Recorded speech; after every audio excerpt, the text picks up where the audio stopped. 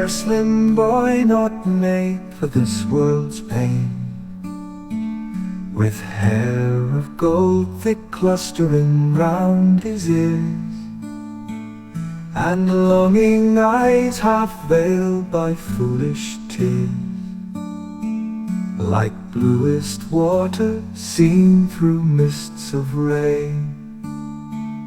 Pale cheeks whereon no kiss hath left its stain, red underlip drawn for fear of love,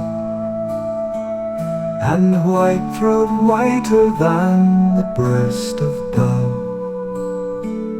Alas, alas, if all should be in vain, behind white fields and reapers all around, in heat and labor toiling wearily,